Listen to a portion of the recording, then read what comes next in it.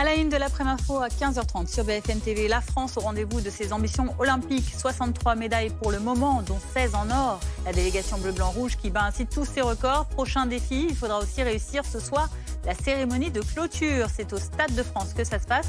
Et ça a l'air plutôt bien parti vu le programme des festivités. On vous dit tout dans un instant. Un dernier jour des Jeux Olympiques où il fait chaud. L'alerte canicule s'étend à tout le pays quasiment. 25 départements sont en vigilance orange. Globalement, du jaune sur le reste. Prudence aussi sur les plages. Dans ce contexte, le nombre de noyades a grimpé sur les 2 dernières semaines de juillet par rapport à l'année dernière. Et puis la Russie le promet, elle prépare ses représailles après l'incursion surprise de l'Ukraine dans la région de Koursk il y a 6 jours. Moscou qui déclare avoir empêché des tentatives de percée en profondeur de blindés ukrainiens. Une offensive visant, je cite, à déplacer la guerre. C'est ce qu'explique Volodymyr Zelensky. Mais tout d'abord, cette parenthèse enchantée des Jeux Olympiques qui se referment déjà ce soir. On est un peu triste des JO, de tous les records pour notre délégation française. Les 43 médailles de Pékin en 2008 ont largement été dépassées. On en est à 63. On a aussi battu le nombre de médailles d'or. Ça datait d'Atlanta et on en a 16 actuellement contre 15 en 96. On est donc 5e au rang des nations pour le moment. On fait le bilan encore provisoire avec les équipes de RMC Sport. Dernière journée olympique à Paris et le compteur tourne encore à plein régime. Élodie Clouvel, vice-championne olympique du pentathlon moderne en fin de matinée à Versailles. À 35 ans, la Française réitère son exploit de Rio en 2016 et poursuit la belle dynamique de la France au tableau des médailles. Car hier, les volleyeurs ont réalisé un exploit monumental. Vainqueurs 3-7-0 de la Pologne en finale, les voilà désormais double champion olympique en titre. On l'a fait, je pense qu'on a marqué l'histoire du volley. On a pris du plaisir à souffrir ensemble. Elle est celle qui a décroché la 16e médaille d'or française de ces Jeux, record d'Atlanta battu.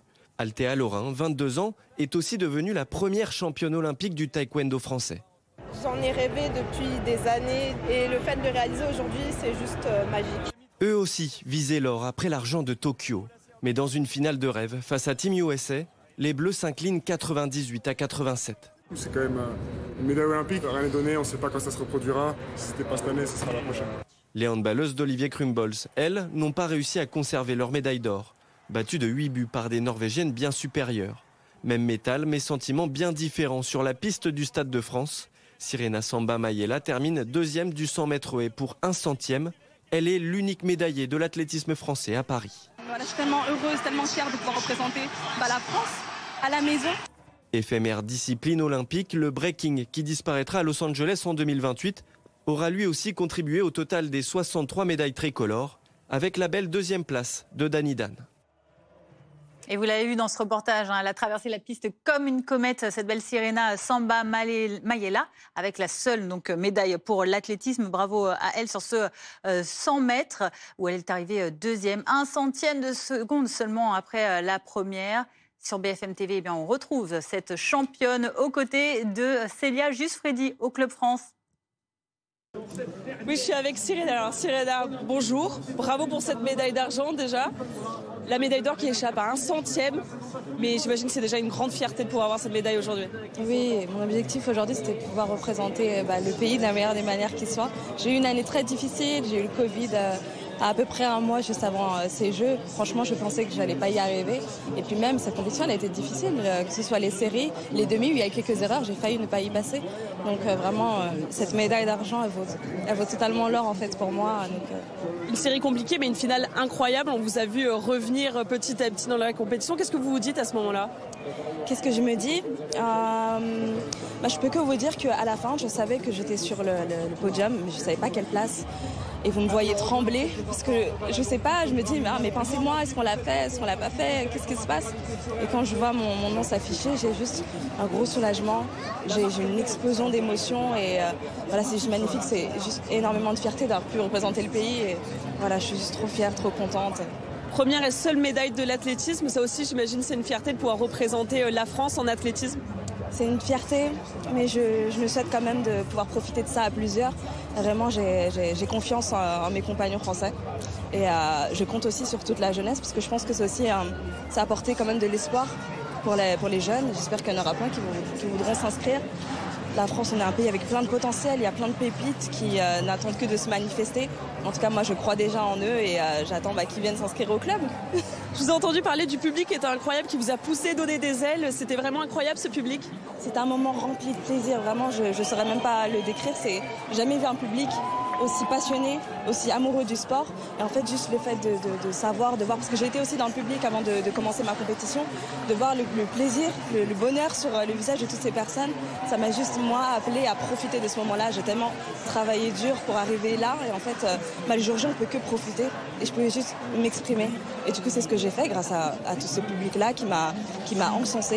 Et toute cette effervescence m'a amené à me pousser à mon meilleur de moi-même. Et j'irais même jusqu'à dire sans stress aussi. Parce que ça a été vraiment porteur, ça a été vraiment élévateur. Toutes les personnes qui me soutenaient. En tout cas, merci encore. Merci pour toutes les émotions que vous nous avez procurées lors de cette finale. C'était vraiment incroyable. Et je vous laisse aller célébrer votre médaille. Merci beaucoup. Merci beaucoup Sirena et encore félicitations à elle donc pour cette seule médaille de l'athlétisme français. Alors quel héritage ces Jeux vont-ils laisser à la population? Marie Bersac était notre invitée tout à l'heure. Elle est la directrice exécutive Impact et Héritage dans le comité d'organisation de ces Jeux Olympiques. Je vous propose de l'écouter. Donc en France, on a suffisamment d'équipements sportifs de grande qualité pour pas avoir à construire de nouveaux équipements. Donc on a seulement construit un centre aquatique, mais qui est d'abord pensé pour être une piscine pour les habitants de Saint-Denis. Au lendemain des Jeux, on enlève les gradins et c'est une piscine avec 3 bassins pour la population. On a aussi prévu d'installer les piscines qui sont aujourd'hui à la Défense Arena. 2 d'entre elles vont aller dans 2 villes de Seine-Saint-Denis, à Bagnolet et à Sevran. Encore une fois, parce qu'en Seine-Saint-Denis, on manque de bassins. C'est un territoire vraiment sous-doté en termes de bassins. Et puis les 2 villages répondent à des besoins, village des athlètes, village des médias, à des besoins d'hébergement, d'habitation en Seine-Saint-Denis. Donc c'est 4000 habitations au lendemain des Jeux pour les habitants de ce territoire. Là aussi, ça répondait à des besoins. Et on en parle avec notre invité Shems El Khalfaoui. Bonjour, vous êtes adjoint au maire de Saint-Denis, en Seine-Saint-Denis, chargé des sports et des Jeux Olympiques et Paralympiques. Merci d'avoir accepté notre invitation. Alors on vient d'entendre cette déclaration de cet héritage qui va être légué notamment à de nombreuses villes de votre département. Comment est-ce que vous accueillez la nouvelle? On le savait déjà à l'avance, évidemment, dans la préparation, mais comment est-ce que ça va être mis à profit? Écoutez, c'est avec ces Jeux extraordinaires et cette réussite populaire, ça fait ressortir encore plus l'héritage. Nous, on le voit au quotidien, dans les rues de Saint-Denis, dans les rues de Seine-Saint-Denis. Aujourd'hui, la ville de Saint-Denis va récupérer un centre olympique aquatique qui va sextupler notre capacité d'accueil pour le fameux savoir nager dans nos écoles. C'est un héritage pour nous sans précédent. On a aussi pu rénover une très grande partie de nos installations sportives puisqu'on était le plus grand site d'entraînement des Jeux. Je compte pas non plus les divers ponts et les diverses passerelles qui vont recoudre notre territoire. Oui, pour Saint-Denis et pour la Seine-Saint-Denis, c'est le banco. On peut utiliser ce mot. Est-ce que vous avez le sentiment que votre commune et plus largement le département s'est emparé de manière populaire de ces Jeux ? Écoutez, cette question elle me touche particulièrement parce que c'était mon mandat, c'était mon objectif sur ces 4 dernières années d'associer au maximum la population. Et voilà, ça a extrêmement bien marché parce qu'on a co-construit avec les habitants la totalité de nos actions. Aujourd'hui, on est à 19 000 billets olympiques, paralympiques, cérémonie d'ouverture. Et ce soir, il y a encore des Dionysiennes et des Dionysiens qui seront au Stade de France. Donc pour nous, ça c'est la plus grosse réussite. Derrière, un travail important dans les quartiers. Depuis le mois d'avril, on fait le tour olympique des quartiers pour démocratiser les nouveaux sports qu'on ne connaissait pas particulièrement, que la population ne connaissait pas. On a 3 fan zones aujourd'hui qui marchent extrêmement bien et reconnues au niveau international parce qu'on a des visites même de Los Angeles qui est venu un peu regarder comment on fonctionne à Saint-Denis. Sur l'emploi et l'insertion, on a les meilleurs chiffres d'Île-de-France. Oui, donc l'héritage, il est palpable, les habitants se sont emparés et l'acceptation sociale est forte à Saint-Denis et c'est une très grande fierté pour nous. Et vous êtes confiant sur la durabilité de tous ces points positifs que vous récoltez aujourd'hui. Vous êtes certain que voilà, vous allez pouvoir capitaliser dessus. Notamment, on a parlé de l'héritage matériel, immatériel aussi auprès de la population. Mais il y a aussi un héritage en termes de pratiques sportives, de développement, peut-être aussi des sports sur le territoire. C'est un des objectifs prioritaires qu'on s'est donné. Vous savez, la Seine-Saint-Denis, et particulièrement Saint-Denis, on a souvent été le territoire servant de nos voisins parisiens pour plein de raisons historiques. On manquait d'un certain nombre de choses. Aujourd'hui, on a rattraper une partie de ce retard. Mais comme j'aime à le dire assez souvent, et je le dis au président d'association, je le dis aux habitants, les Jeux Olympiques, c'est pas la fin, c'est que le début, c'est l'étincelle qui fait ressortir Saint-Denis, notre belle ville, et qui fait qu'aujourd'hui, Saint-Denis a réussi ses Jeux, le monde entier regarde Saint-Denis, et justement maintenant, on a une très très lourde responsabilité à faire vivre cet héritage et à continuer l'aventure olympique pendant les années à venir. Ça va être notre gros enjeu. Merci beaucoup, Chemsel Kalfaoui, d'avoir écorché votre nom. Vous êtes adjoint au maire de Saint-Denis, chargé des sports et des Jeux olympiques et paralympiques. Merci encore d'avoir été avec nous. Alors après 15 jours d'une fête sportive extraordinaire, les JO se terminent ce soir avec ce suspense autour de la cérémonie de clôture qui doit faire le trait d'union avec les JO de Los Angeles. Ouais. Alors à quoi elle va ressembler cette cérémonie? Est-ce qu'elle sera aussi spectaculaire que celle d'ouverture? Avec quels sportifs, quels artistes célèbres? On dirait que tu as peut-être quelques pistes déjà. On va laisser nos téléspectateurs découvrir ce qu'on sait déjà. Regardez. Au cœur de l'atelier des costumes des Jeux Olympiques, ces petites mains peaufinent les derniers détails. Là, je suis en train de bourrer un mannequin, c'est-à-dire je mets un mannequin aux mesures de l'artiste, de la comédienne de la chanteuse, de la musicienne, d'ailleurs, pardon, qu'on va habiller. Des costumes au service d'une histoire précise à raconter. C'est l'histoire d'un voyageur interstellaire qui arrive au stade et qui va découvrir les vestiges des Jeux Olympiques. Et il va les réanimer petit à petit, un petit peu à l'image de Pierre de Coubertin, qui, à la fin du 19e siècle, a voulu réanimer, redécouvrir ce qu'étaient les Jeux Olympiques antiques, nés il y a 2800 ans. La cérémonie fera le lien avec les prochains Jeux Olympiques de Los Angeles. De nombreuses stars américaines devraient être présentes. Snoop Dogg, Billie Eilish ou encore Tom Cruise. L'acteur américain devrait jouer une séquence de haute voltige dont il a le secret. Des artistes français sont aussi attendus. La chanteuse française Zao de Zakassan ouvrira le bal depuis le jardin des Tuileries avec une interprétation de Sous le ciel de Paris. Après ce moment d'introduction, un relayeur va s'emparer du feu sacré pour le ramener au Stade de France. Les chanteuses Iseult ou Angèle sont aussi attendues devant les 71 500 spectateurs. La soirée débutera à 21h et se déroulera en majeure partie au Stade de France, comme lors de la cérémonie d'ouverture sous la direction de Thomas Joly. On a souhaité célébrer d'abord évidemment les athlètes, les volontaires qui ont aussi été une part essentielle des Jeux Olympiques et puis bien sûr les publics qui se sont fédérés autour de ces Jeux. Pour cette cérémonie de clôture, le Comité national olympique et sportif français a désigné ses porte-drapeaux. 2 champions olympiques, la cycliste Pauline Ferrand-Prévot et le rugbyman Antoine Dupont. Et puis, on parle beaucoup des Jeux Olympiques de Los Angeles, mais les prochains, ce sont ceux de Milan en 2026, les JO d'hiver. Les organisateurs sont déjà à pied d'œuvre. Blandine Hugonnet, vous êtes notre correspondant en Italie. Le succès des Jeux de Paris a déjà mis la pression aux équipes italiennes. Oui, Paris offre un résultat, Paris 2024 offre un résultat extraordinaire. Ce sont les mots des organisateurs italiens des prochains Jeux Olympiques ici. Et forcément, ça met un peu la pression.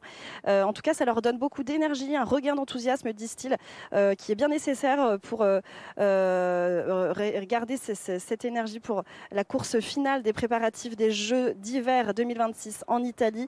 Il ne reste plus qu'1 an et demi aux Italiens pour que tout soit prêt dans le nord du pays, notamment la cérémonie d'ouverture aussi, un peu de pression après celle de Paris qui restera unique selon les Italiens qui ont été marqués par les séquences sur la Seine entre les monuments français et cette carte postale incroyable, disent-ils, de Paris, de la capitale française qui a été donnée dans cette cérémonie. Donc à défaut de rivaliser, ils promettent une cérémonie innovante en Italie parce que les Jeux d'hiver 2026 italiens ne se feront pas sur un seul site central mais sur plusieurs sites entre Milan et les Alpes italiennes différents qui seront éloignés parfois de plusieurs centaines de kilomètres. Donc la cérémonie d'ouverture devrait être diffuse, éclatée dans plusieurs villes à la fois. Ce serait une première. Et c'est un sacré défi à relever pour l'Italie qui est donc le prochain pays à organiser des Jeux Olympiques, des Jeux d'hiver qui seront donc historiques pour le continent européen après ceux de Paris 2024. Voilà pour les précisions de Blandine Hugonnet en direct de l'Italie. 15h43 sur BFM TV. On a chaud, très chaud, très chaud. 25 départements aujourd'hui sont en vigilance orange canicule canicule, surtout l'Hexagone, vous le voyez, tout le reste de la carte est quasiment tout jaune. Frédéric Fernandez, vous êtes à Nîmes, dans le Gard, l'un des départements concernés par cette canicule, par cette vigilance orange. Comment il fait, quelle température il fait actuellement? Vous arrivez à survivre? Écoutez, on arrive à survivre ici, juste devant les arènes de Nîmes. Il fait 38 degrés, donc autant vous dire que c'est difficilement supportable. Alors, avec Doris Jarnias, nous croisons quelques touristes. Eux aussi doivent s'adapter à ces fortes chaleurs. Et c'est le cas de vous, Jennifer. Vous êtes venue ici en famille, vous venez de Haute-Loire. Dites-nous comment on fait, comment on s'adapte avec ces fortes chaleurs? Alors, on reste principalement à l'ombre, mais bon, après, il faut bien aussi profiter des visites. Donc, du coup, on s'hydrate, on fait des pauses. Mais bon, ça ne nous empêche pas d'en profiter. Puis après, il faut privilégier sinon les sorties vers le soir. Et pour ceux qui ont des piscines, profiter un peu pour les enfants qui se baignent aussi. Merci beaucoup. Donc on l'a compris, en ces périodes de forte chaleur, il faut s'adapter, d'autant que la vigilance orange canicule devrait se poursuivre dans le Gard au moins jusqu'à demain. Et la semaine prochaine, le thermomètre aura du mal à descendre en dessous des 34 degrés l'après-midi. Et merci beaucoup Frédéric, et nous vous rappelons qu'il y a un numéro vert, un numéro gratuit si vous vous sentez perdu, désarmé dans cette période de chaleur intense. Le numéro vert, alerte canicule service 0800 06 66 66 0800 06 66 66. N'hésitez pas à appeler ce numéro gratuit en cas de besoin. Dans l'actualité à l'international à présent, cette promesse de Vladimir Poutine, il promet des représailles après l'incursion surprise de l'Ukraine qui a démarré mardi dans la région de Koursk. Pour la première fois, Volodymyr Zelensky, lui, a évoqué l'objectif de son attaque, c'est celui de déplacer la guerre. Osema Kemissi avec Raphaël Redon. Dans son allocution quotidienne, le président Volodymyr Zelensky l'a reconnu hier. L'offensive ukrainienne dans la région russe de Koursk vise à déplacer la guerre sur le territoire de Vladimir Poutine. Aujourd'hui, le commandant Zelensky a déjà rendu compte à plusieurs reprises de la situation sur la ligne de front et de nos actions qui visent à étendre la guerre sur le territoire de l'agresseur.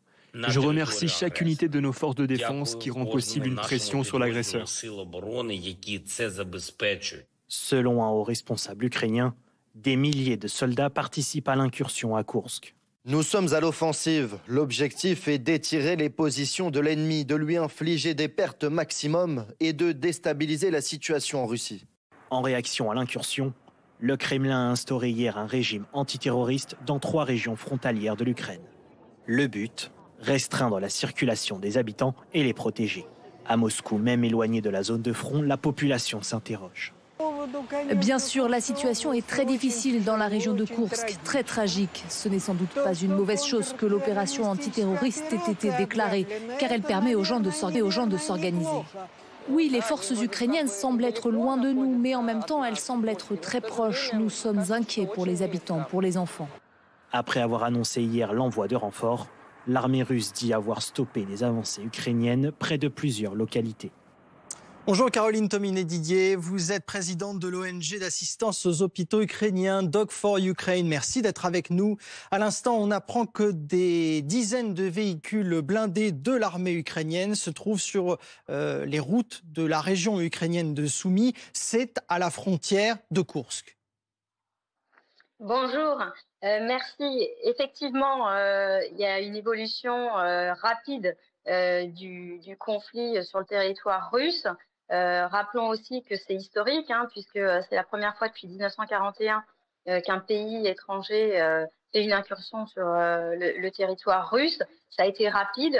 Ils ont couvert autant que les Russes en plusieurs mois sur les oblasts qu'ils grignotent régulièrement à quelques kilomètres par jour.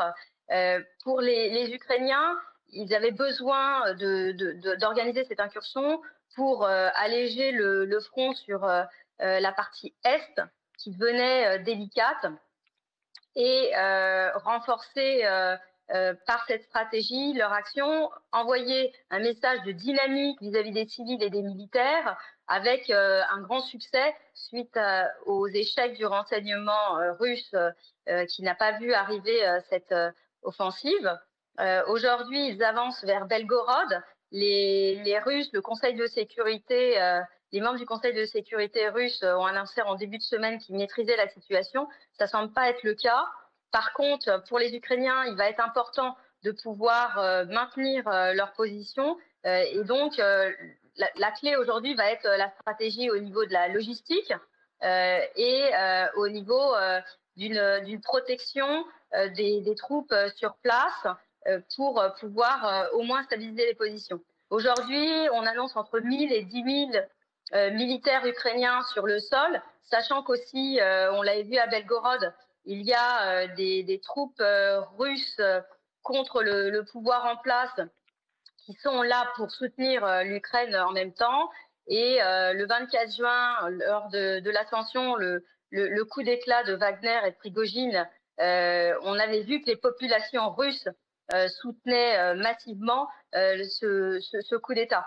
Donc là, dans les prochains jours, évidemment, le monde est tourné vers cette progression et cette offensive, sachant qu'elle a été mise en place depuis des mois avec un soutien très important des drones qui permet à l'Ukraine de ne pas avoir de missiles coûteux et de cibler en fait toute la logistique russe, ce qui pose problème. Dans cette région, en fait, vous avez beaucoup de nœuds pour le ferroviaire, pour la logistique avec les approvisionnements en pétrole et le recrutement se fait dans la région de Belgorod aussi. Enfin, les recrues arrivent sur place. Caroline Tominet-Didier, j'aimerais également rapidement avoir votre avis sur les intentions russes face à cette incursion. Donc, vous avez bien décrit les contours. Moscou a lancé son opération dite antiterroriste et désormais la Russie menace de représailles. À quoi il faut s'attendre ? La Russie, en fait, a une organisation militaire qui est très verticale et très lourde. Là, vous imaginez qu'il faut qu'ils redéploient des troupes et du matériel avec toute la logistique derrière. Donc, ça va être compliqué pour eux. Ça ne va pas arriver du jour au lendemain. Ce qui est assez étonnant, c'est qu'ils n'arrivent pas à envoyer suffisamment d'avions pour observer, avec aussi des drones et éventuellement pour aussi pilonner. Par contre, il y a un vrai danger pour les civils russes, je pense, pas du côté ukrainien, parce que les Ukrainiens, vous savez très bien qu'ils veulent adhérer à l'Union européenne et à l'OTAN et qu'ils ont tout intérêt à protéger les civils russes, qui sont aussi bref, c'est un crime de guerre, donc ils n'en ont vraiment pas intérêt. Ce sont eux qui ont été agressés par les Russes. Il y a eu encore des bombardements durant la nuit avec des civils morts sur Kiev. À peu près 40 missiles qui ont été envoyés sur l'Ukraine. Donc, le danger aussi, c'est que les Russes... que les civils russes soient pris en étau dans cette incursion. Voilà, et que les civils russes payent des frappes russes. Merci beaucoup. Merci Caroline Tominet-Didier. Je rappelle que vous êtes présidente de l'ONG d'assistance aux hôpitaux ukrainiens Doc for Ukraine. Tout de suite, la météo. Rejoindre le mouvement de la rénovation énergétique. La météo avec Groupe Verlaine. Pour devenir franchisé dans les énergies renouvelables. Groupe Verlaine. Votre météo avec Coltou de Cyanolite. La colle pour tous vos projets de bricolage. Coltou. Coltou dans tous les cas. Retrouvez la météo avec Habitat et Jardin.com, spécialiste de la maison, du jardin et de la piscine depuis 24 ans. Habitat et Jardin.com.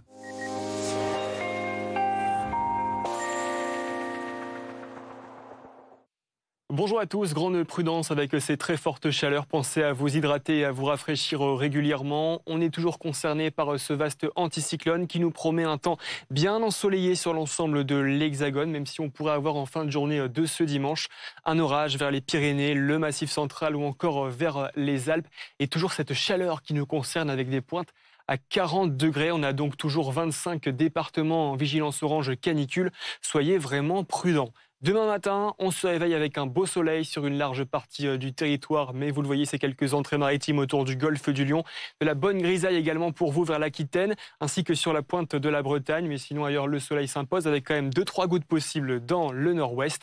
Et dans l'après-midi, eh bien, ces nuages, ils gagnent du terrain le long de la façade ouest du pays. On va retrouver de belles éclaircies sur la Bretagne, même si on va toujours avoir ces nuages bas le long du littoral. Ce sera également le cas sur la pointe du Cotentin. Et des orages pourraient se développer remonter vers les Pyrénées, les reliefs de l'Est. Un orage également possible dans le nord du pays. Vos températures au réveil pour demain matin, eh bien, vous le voyez déjà, de la chaleur à Nice avec 27 degrés, 23 du côté de Toulouse, 23 à Marseille, nuit dure à supporter, 24 degrés à La Rochelle, nuit tropicale également dans le nord du pays avec 22 degrés dans les rues de la capitale, 20 degrés du côté de Rouen et dans l'après-midi, eh bien, ça va s'améliorer à l'ouest, mais cette chaleur va donc se réfugier à l'est. On aura entre 36 et 38 degrés entre les Hauts-de-France, le Grand Est en redescendant jusqu'à la basse vallée du Rhône, également jusqu'à la Corse. Vous le voyez, 38 degrés dans les rues de la capitale. Et ensuite, les orages vont arriver par le sud-ouest mardi. Ils seront présents également mercredi sur un axe allant des Pyrénées à l'est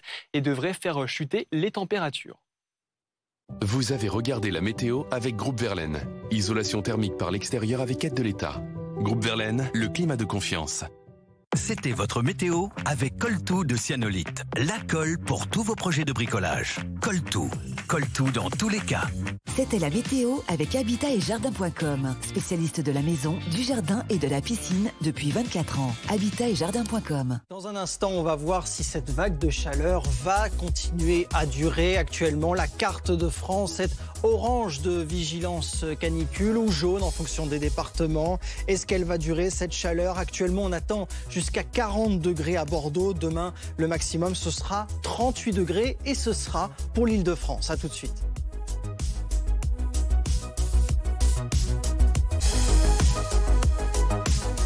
Et si l'après-midi était le moment idéal pour plonger au cœur de l'actualité avec rigueur, toujours, mais aussi dans la convivialité, pour une info 100% en direct et toujours en mouvement. L'après-info, présentée par Pauline Simonet, dès le lundi 26 août à 15h, en direct sur BFM TV. C'est beau, n'est-ce pas? Ça donne envie de liker, de partager. Vous êtes bien sur le réseau auquel nous sommes tous connectés 24 heures sur 24. Le réseau qui réunit les êtres vivants depuis des millions d'années. Un réseau qui n'est pas seulement beau, mais dont nous dépendons tous. Ce réseau, c'est la biodiversité. Il est aujourd'hui menacé par nos modes de vie. Il est urgent d'agir pour la préserver. Découvrez comment sur ofb.gouv.fr.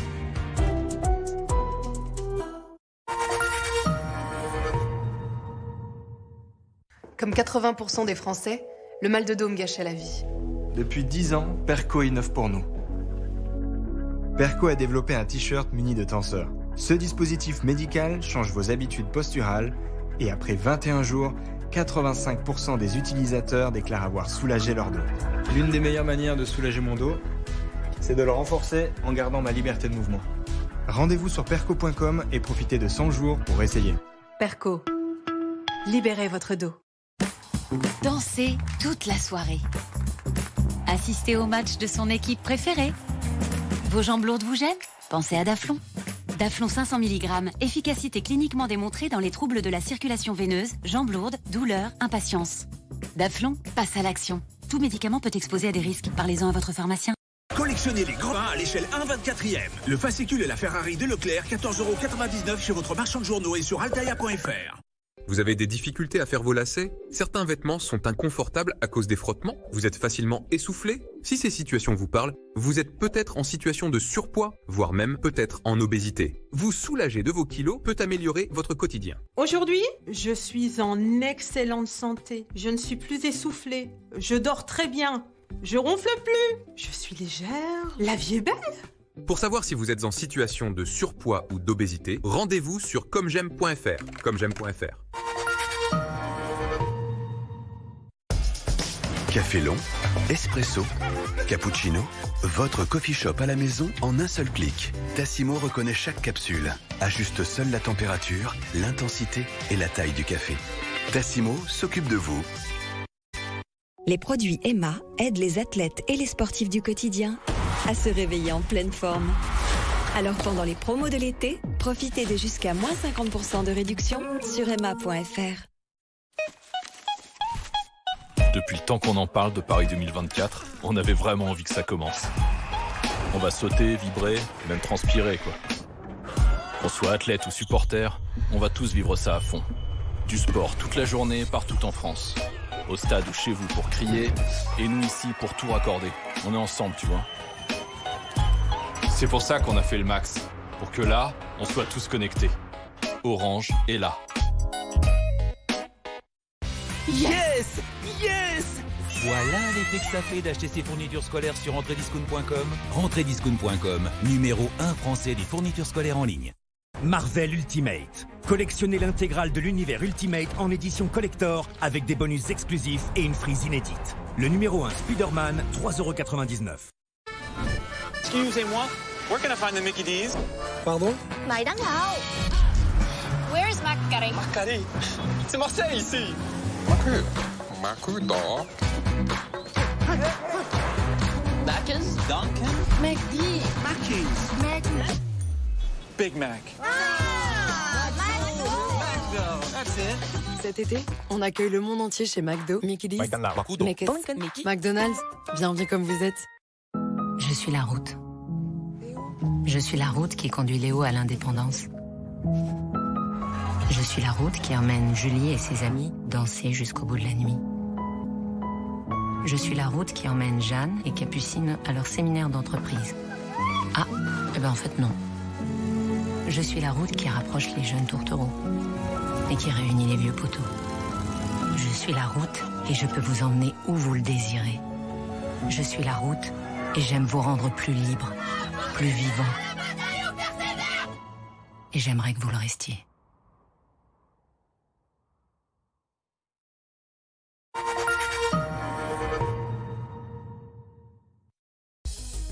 16h, bienvenue si vous nous rejoignez sur BFM TV. Cette carte de France est largement jaune, voire orange dans 25 départements. La vigilance canicule gagne presque tout le pays. 40 degrés sont attendus à Bordeaux. C'est là qu'on retrouvera Pierre Barbin dans un instant.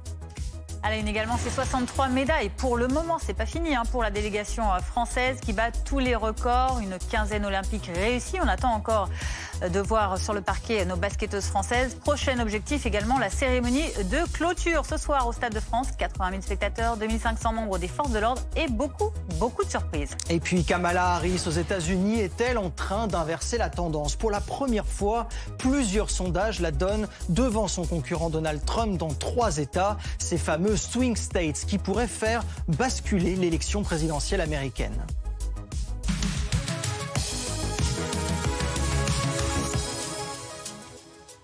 Oui, on a tous chaud, on a très chaud et puis 25 départements sont en vigilance orange canicule. Le reste de la carte est majoritairement jaune. Pierre Barbin, vous êtes à Bordeaux dans un air que vous nous avez décrit comme difficilement respirable. Oui, parce qu'on va atteindre sans doute dans les prochaines minutes les 40 degrés ici à Bordeaux. Il fait très chaud. C'est vrai qu'il n'y a pas beaucoup de monde dans le centre-ville parce que c'est vrai que c'est rapidement suffocant. On cherche les points de fraîcheur. Alors il y a certains parcs, mais il y a aussi et surtout ce miroir d'eau que vous voyez sur ces images où c'est vrai on en profite, tout le monde en profite, les petits et les grands. Et vous le voyez, on peut se rafraîchir les pieds. C'est vrai que c'est plutôt agréable, surtout qu'on est sur les bords de la Garonne. Donc il y a un petit peu d'air, on ressent bien moins la canicule ici qu'à quelques dizaines de mètres dans le centre-ville. Vous, Dimitri et Chana, vous me disiez, vous êtes de passage, vous cherchiez la fraîcheur, c'est ça? C'est ça, en fait il faisait bien chaud quand on se promenait dans la ville. Du coup Chana avait un peu chaud et comme on a repéré le coin tout à l'heure, on est venu pour voir à quoi ça correspondait, quoi. Chana, le miroir d'eau, c'est l'endroit parfait pour prendre un peu de fraîcheur ici à Bordeaux? Ah bah là, clairement, j'ai même mon maillot de bain en dessous, donc voilà, ça m'aide à me rafraîchir. Bon, Bordeaux, c'est la ville de France la plus chaude aujourd'hui. Comment vous le sentez là? Comment vous vous sentez aujourd'hui par rapport à ça?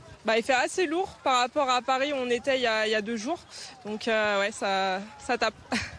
Bon, Dimitri, qu'est-ce que vous allez faire là après ce miroir d'eau? Vous allez continuer à chercher de la fraîcheur, de l'ombre?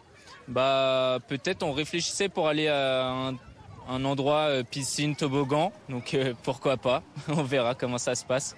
Voilà, en tout cas, on cherche vraiment la fraîcheur ici. Je le disais, on va aisément dépasser les 40 degrés dans les prochaines minutes ici à Bordeaux, département en vigilance orange canicule. Il y a tout de même une bonne nouvelle, c'est que les températures vont rapidement se rafraîchir. Dès demain, elles seront plus normales. Merci Pierre Barbin, bon courage avec Louis Gagnepin en direct donc de la Gironde où il fait extrêmement chaud aujourd'hui. On en parle avec notre invité. Bonjour colonel Sébastien Paletti, vous êtes porte-parole de la sécurité civile. On l'a vu ici à Bordeaux où les températures seront les plus chaudes aujourd'hui. Comment est-ce qu'on se protège face à de telles températures, y compris dans un air marin, mais tout de même on voit que c'est difficile à supporter? Bonjour. Comme vous l'avez précisé, un quart du territoire français est soumis à une vigilance orange canicule. Pour rappel, cette vigilance a vocation justement à rappeler aux citoyens les bons comportements. On peut en aborder 3. Le premier, il est plutôt préventif. Essayer de fermer ses volets et ses fenêtres du domicile aux heures les plus chaudes de la journée et aérer son domicile le soir ou le matin aux heures les moins chaudes.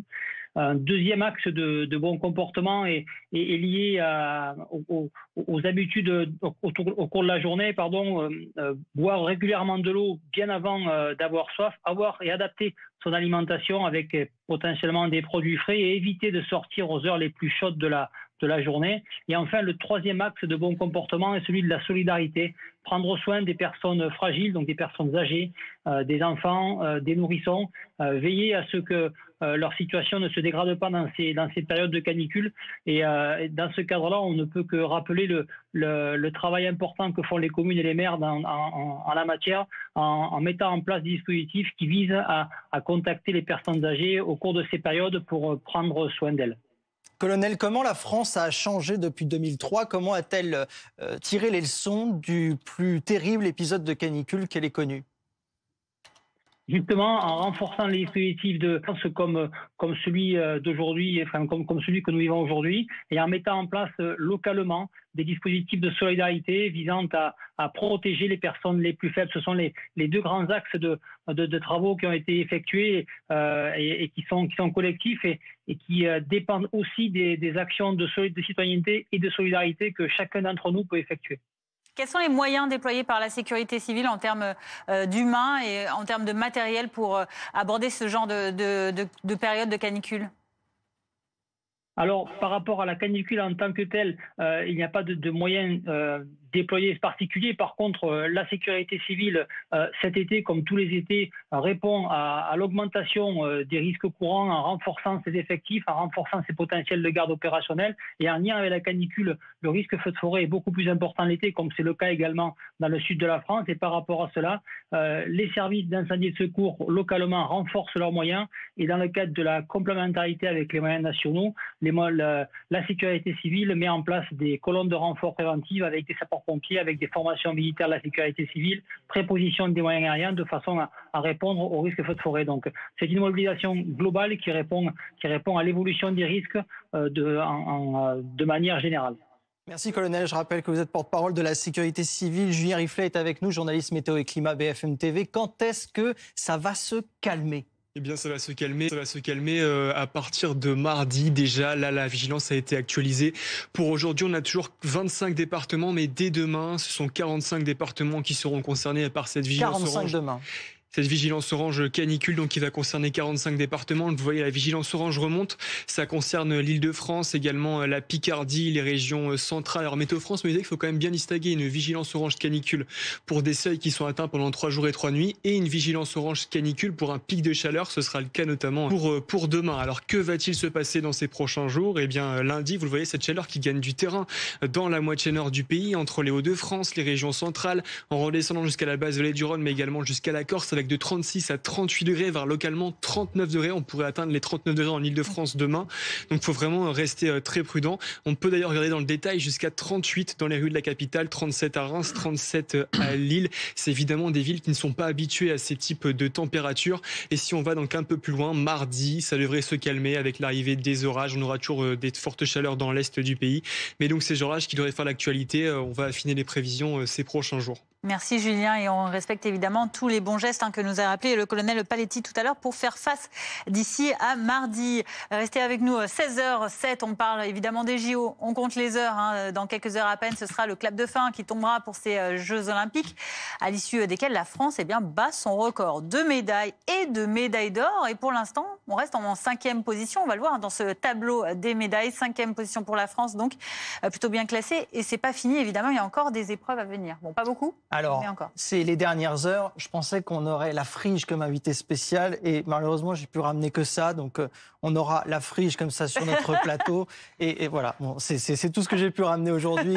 Évidemment, on a eu du rêve sportif, mais on a eu aussi du rêve sur nos yeux, devant nos yeux, dans nos paysages, dans notre architecture. Les dernières images de ces dernières heures avec Milan Argelas.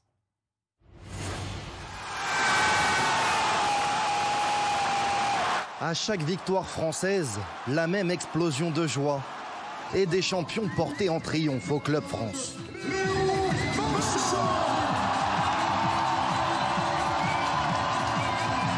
Le Club France, c'est quelque chose. Il y a beaucoup de monde qui sont là pour nous. Et j'ai compris que toute la France avait regardé mes finales. Donc ouais, c'est énorme. Le quintuple médaillé Léon Marchand, mais aussi les rugbymen comme Antoine Dupont. Sans oublier évidemment les judokas portés par l'invincible Teddy Riner.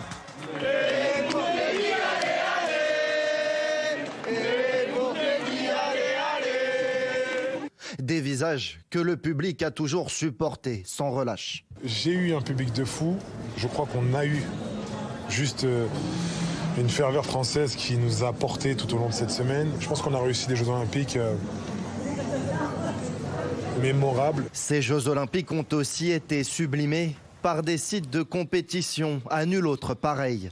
Il y a une super ambiance, surtout quand on gagne des médailles. Aux quatre coins de l'Hexagone aussi, le public français s'est pris au jeu. L'autre star de ces Jeux, c'est bien la vasque olympique. Des milliers de Parisiens et touristes sont venus la contempler chaque soir pour terminer en beauté chacune de ces 15 journées. Les Jeux touchent à leur fin. La cérémonie de clôture aura lieu ce soir à 21h au Stade de France. Point final d'une quinzaine qui aura laissé des souvenirs gravés à jamais. Nicolas Bayou est avec nous, journaliste RMC Sport. Bonjour. Bonjour. On a vu cette ferveur, on a envie de la faire durer évidemment. C'est bientôt fini malheureusement. C'est l'heure du bilan maintenant quand même. On a eu pas mal de médailles pour les délégations françaises. De quoi battre plusieurs records. Oui, le record a été battu, le record total de médailles. On en est à 63, peut-être une 64e avec les basketteuses françaises qui affrontent en ce moment même les États-Unis. Ça serait un exploit historique. Il y aura une 64e médaille. De quelle couleur? De quelle couleur? Les Américaines sont évidemment largement favorites. Mais si les Françaises arrivent à les dominer, ça sera une médaille d'or historique. Parce qu'elles sont multiples championnes olympiques en titre. Donc, argent minimum, or pourquoi pas. Effectivement, le record a été battu. Tokyo, c'était 33 médailles, donc on a presque doublé ce chiffre. Le record dans l'histoire, c'était à Pékin en 2008 avec 41 médailles. On aurait aimé simplement un peu plus de champions olympiques, seulement 16 médailles d'or. Vous voyez qu'il y a un peu plus de médailles d'argent. On a pêché un petit peu dans certaines finales, mais on a eu des beaux champions olympiques. Est-ce que ça veut dire brièvement qu'on peut encore se faire rattraper par la Grande-Bretagne dans ce classement ou c'est quasiment assuré, on sera 5e? On sera dans le top 5 puisque la Grande-Bretagne n'a pas performé sur la piste. Ce sont les Néerlandais qui d'ailleurs ont battu la Grande-Bretagne pour le moment en nombre de médailles d'or. Donc on devrait finir 5e et avoir peut-être donc cette médaille d'or ou d'argent en basket. Bonjour. L'objectif respecté, l'objectif on le rappelle, du gouvernement. Ouais. Et d'Emmanuel Macron. Bonjour Claire Carrier, vous êtes ancienne psychiatre. Vous avez accompagné des athlètes aux Jeux Olympiques, notamment de Barcelone en 1992. Merci d'être avec nous. Le plus dur, c'est peut-être pour ceux qui ne ramènent pas de médailles, ceux qui sont peut-être parfois à la 4e place. Comment on se remet de cet épisode? Comment on accompagne parfois ce traumatisme? Alors de toute façon, j'ai pris l'habitude de comparer les performances sportives comme c'est une performance corporelle, comme une grossesse si vous voulez. De toute façon, il faut investir le moment de la compétition comme si c'était un accouchement. C'est un accouchement de soi performant, etc., etc. Et donc, en fait, il y a toujours la question du baby blues, la question ça y est, le corps performant n'intéresse plus personne. La performance vit sa vie maintenant, le titre, etc., vit leur vie. Mais le corps qui l'a fourni, finalement, il n'intéresse plus personne. Donc, il y a quelque chose de l'ordre d'un abandon, d'une dépression qu'il faut accompagner avant la performance elle-même, avant la compétition, pour prévoir le retour de couche. Et donc maintenant, ça y est, c'est quelque chose qui est intégré justement dans l'accompagnement des grands sportifs, puisque ça fait plusieurs années que vous travaillez auprès d'eux. On sait que depuis maintenant quelques années, ils sont de plus en plus ouverts à en parler déjà parfois de leurs troubles psychiques, psychologiques. Ouais. Et donc cet accompagnement, il est essentiel encore plus dans ces phases de Jeux Olympiques. Alors justement, c'est ça qui caractérise la psychologie clinique par rapport à la psychologie comportementale, c'est que la psychologie clinique que je prône, puisque je suis psychiatre et clinicienne, et c'est pour ça que je félicite l'INSEP d'avoir fait un département médical avec 3 psychologues cliniciens, parce que c'est l'approche qui peut permettre de travailler la suite après la compétition elle-même. Et donc, je crois que ça fait partie du jeu, c'est-à-dire que toute forme d'entraînement, vous avez de toute façon l'échauffement, la période de réalisation de la performance et la récup. Il ne faut pas oublier de travailler la récup dans la performance. Ce qui est très caractéristique par rapport aux Jeux Olympiques, c'est qu'il y a une surcharge symbolique. C'est-à-dire que le fait de prêter serment donne le serment olympique qui touche à la fois les juges, les sportifs et les officiels, comme tout ce qui ressort du matériel utilisé, sont soumis à cette absence de tricherie, absence de dopage, etc. Et honnêtement, pour avoir suivi pas mal de sportifs olympiques, dans le décours, le truc le plus difficile à avaler, c'est les tricheries, les erreurs de comptage, les erreurs, etc. Et lorsque j'ai vu là, à ces derniers Jeux 2024, c'est l'énorme différence entre la précision de la technique de la particulier, par exemple les chronos au millième de seconde, on gagne une compétition en athlétisme sur un quart de millième de seconde, et la différence avec les erreurs humaines. J'ai pu remarquer que peut-être que maintenant ça a été changé, mais aux 400 mètres, aux 400 relais hommes, il y a eu un des sportifs qui a poussé un autre, c'était visible. On ne sait pas pourquoi, il en est tombé et il n'a pas pu poursuivre sa compétition. Et mis à mal. Le Sud-Africain qui a poussé le Français, on l'a bien vu. Oui. Voilà. Et ça, tout le monde s'est passé inaperçu. Je trouve que moi, je pense que ça fait partie des injustices que finalement la fragilité humaine passe après, les erreurs humaines passent après les erreurs techniques. Les erreurs techniques sont impardonnables, les erreurs humaines, on s'en fiche. Et ça, c'est quelque chose de très très difficile à supporter. Il y a aussi ceux qui gagnent les compétitions, et dans ce cas-là, est-ce que c'est, quand on a gagné, est-ce que c'est dur de ne pas se reposer sur ses lauriers? En clair, comment on se remet au travail? Alors c'est l'énorme problème des entraînements. D'abord, il faut savoir avec quel type d'accompagnement. À Barcelone, par exemple, j'étais effectivement au village, et pour un sportif, il y avait 20 personnes qui tournaient autour de lui, entre les journalistes, les agents, les entraîneurs, les préparateurs, les kinés et tout ça. Donc pour un sportif, il y a 20 personnes autour. Et une fois que la performance est terminée, il se retrouve anonyme. Et donc, en fait, il y a une question d'identité qui est très importante. C'est-à-dire que je me souviendrai toujours d'un boxeur qui avait fait un résultat très prestigieux, et puis qui s'est retrouvé à la poste 2 jours après. Et puis, il faisait la queue, et puis il voulait passer en premier, etc. Et il a dit, mais moi, je suis champion du monde de je sais pas quoi. Ben non, il est complètement anonyme, quoi. Donc, en fait, il faut changer de registre dans la représentation sociale. Ça, c'est très difficile. Il faut redescendre de son petit nuage. Merci beaucoup Claire Carrier, ancienne psychiatre, médecin du sport au département médical de l'INSEP. Ravie d'avoir échangé avec vous sur ces questions. On va écouter maintenant la ministre des Missionnaires, des Sports et des Jeux Olympiques et Paralympiques, Amélie Oudéa-Castéra. Elle était notre invitée un peu plus tôt ce matin. Et elle est revenue sur ce que ces Jeux lègueront à tout le monde. On a vécu une expérience totalement inoubliable. Mais moi, je suis certaine qu'il y a des choses qui peuvent rester de manière durable de tout ça. Ce sentiment d'unité, cette capacité par le sport à faire nation, cette démonstration de son pouvoir fédérateur du sport, cette joie collective, ces émotions, cette capacité aussi de se reconvaincre, nous, la France, qu'on est capable de faire des grandes choses. Quand on travaille en équipe, avec le bon état d'esprit, qu'on se met la barre haut en termes d'ambition, ce pays est capable d'être immense. Et ça, je pense que ça va continuer de nous accompagner. Nicolas Bayou, est-ce que l'héritage de ces Jeux sera plutôt matériel ou immatériel ? Plutôt immatériel parce que la plupart des sites étaient construits. Il y a le centre aquatique à Saint-Denis qui a été construit pour ces Jeux. Il y a l'aréna Porte de la Chapelle, mais c'est plutôt un héritage immatériel, les souvenirs qu'on va créer pendant ces Jeux, la ferveur populaire et puis le regain peut-être dans les clubs de sport, les licenciés. On voit que ça avait marché à Tokyo pour certains sports. Il va y avoir effectivement beaucoup d'encadrants à aller chercher pour accueillir les nouveaux licenciés dans tous les sports. Il va y avoir en natation notamment, en judo, dans les sports collectifs où on était très très performants. Et puis il y a cette valeur du sport, le respect. On parlait des discours des athlètes à la cérémonie d'ouverture. Ces valeurs de respect pour les sportifs, c'est très important comme symbole aussi pour les gens qui ont vécu cette ferveur, mais aussi dans le respect. Il n'y a pas eu de gros couacs au niveau sportif. Merci beaucoup Nicolas Bayou, journaliste RMC Sport pour BFM TV.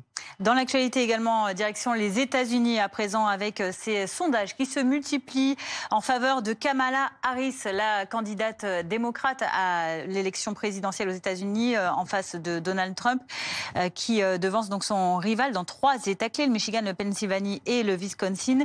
Et le président actuel, Joe Biden, qui sort de son silence pour déclarer que Donald Trump est un personnage dangereux. On parle de tout cela avec vous, Marine Pradel, vous êtes notre correspondante à Washington pour BFM TV. L'état de santé de Joe Biden avait suscité beaucoup d'inquiétudes et il avait notamment été poussé vers la sortie. Alors, vous retrouvera tout à l'heure avec nous, Marine Pradel. On a un petit problème de connexion. Voilà, on va prendre tout de suite la direction, retrouver notre invité. C'est ça ? James Cohen, voilà, James Cohen, bonjour. Membre des démocrates Abroad France. Bonjour.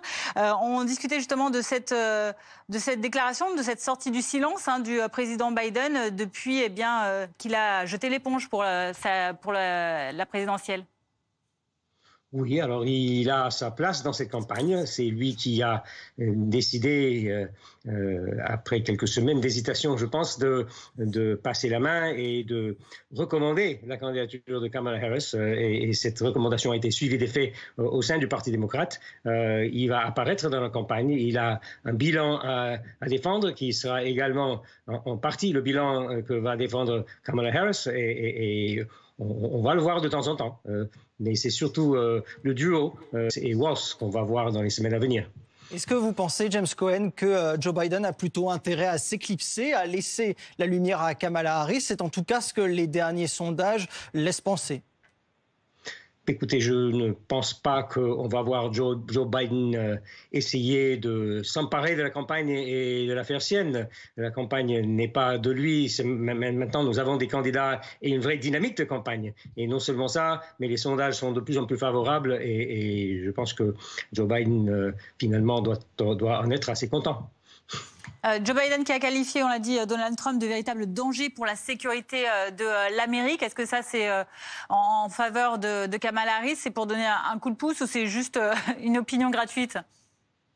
Non, ce n'est pas une opinion gratuite. Je pense que c'est une opinion, une conviction très ferme, même partagée par la plupart des électeurs démocrates, parce qu'on voit en face exactement en quoi consiste ce danger pour la démocratie. On voit en quoi consistent les projets de Trump, le fameux projet 2025, dont il essaie de se distancier, mais en réalité, c'est le programme du Parti républicain version Trump si jamais ils sont réélus.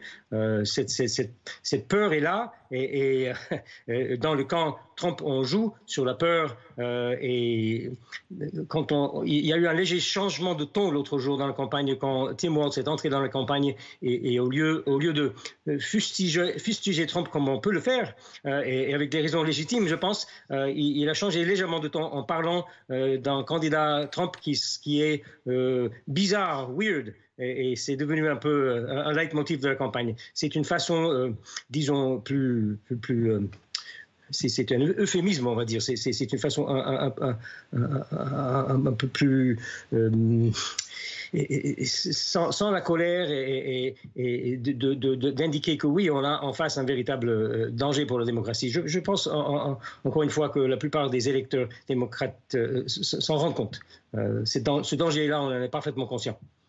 La campagne de Kamala Harris a tenté notamment d'aller chercher les électeurs de Donald Trump en montrant que elle n'était pas sur la frange la plus à gauche de son parti. Est-ce que vous pensez que c'est cette stratégie qu'il va falloir continuer à mettre en avant si Kamala Harris veut battre Donald Trump? Je ne sais pas exactement où se situent aujourd'hui les repères de droite et de gauche dans cette discussion, mais ce qui est certain, c'est que l'arrivée dans la campagne du colistier Tim Walz marque un ton un peu plus, on va dire, entre guillemets, à gauche. C'est-à-dire que l'appel de Tim Walz et l'appel désormais de toute la campagne est un appel plus social. C'est le Parti démocrate et le parti qui est pour quelque chose. C'est le parti qui est pour une meilleure cohésion de la société, de meilleurs services sociaux, une meilleure éducation, le soin de l'environnement, etc. Toutes les choses rejetées par le camp Trump qui veut tout déréguler. L'appel de cette campagne est pour un gouvernement, un État qui marche pour les gens. C'est un message assez simple et je pense que c'est un message qui va être très efficace. Merci beaucoup pour vos éclairages, James Cohen. Je rappelle que vous êtes membre des Democrats Abroad, spécialiste de la politique américaine. À 16h24 sur BFM TV, c'est vos vacances.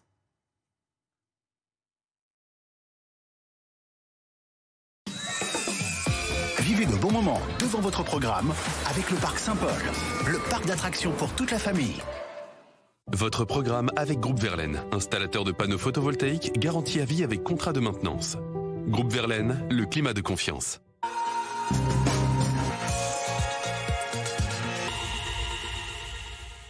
On continue donc de suivre nos deux reporters, Julie Roset et Alizé Boissin. Le camping, évidemment, ça sent bon les vacances. Mais est-ce que vous connaissez les petites mains qui s'activent derrière? Eh bien, nos reporters en ont suivi certains et vous allez voir, c'est pas de tout repos.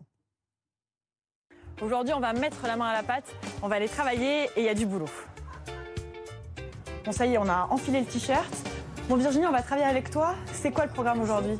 Alors, nous allons nous occuper des départs des clients pour voir si tout est OK. Avec Virginie, nous devons faire l'état des lieux d'une centaine de bungalows. Bonjour, vous êtes prêts pour le départ? Pas de temps à perdre. Le contrôle doit durer 10 minutes. Qu'est-ce qu'il faut vérifier alors, dis-moi? Surtout regarder que les occupants n'aient rien oublié de leur effet personnel. Donc on ouvre les placards, voilà, on vérifie. On ouvre les placards, on vérifie. Ici, tout est parfait. Pour l'heure du déjeuner, j'ai rendez-vous dans l'un des 2 restaurants du camping. Je prends le tablier, obligatoire. Exactement. Et pour mon premier service, c'est atelier panini. Je peux peut-être en remettre un peu plus. Un petit peu plus, oui. On est généreux. C'est quoi la particularité de travailler dans un camping par rapport à un restaurant classique? C'est une cuisine plus simple, plus traditionnelle. Il y a un plat qui est fait tous les jours. C'est animé avec une équipe de jeunes qui sont là pour le service. Donc l'ambiance est très légère, quoi. Il y a la restauration, bien sûr, mais il y a aussi les espaces verts. Ici, au camping, au total, il y a environ une dizaine d'hectares. Bonjour Hichem. Alors, qu'est-ce qu'on part faire aujourd'hui? Nous allons tailler les arbres. 6 jours sur 7, il entretient ses allées arborées. On fait toute l'allée comme ça, et on remonte allée par allée. Et surtout, après, on fait les gourmands, là, tout ce qui est au pied des arbres. Au total, ils sont une centaine d'employés à s'activer pour rendre les vacances plus belles.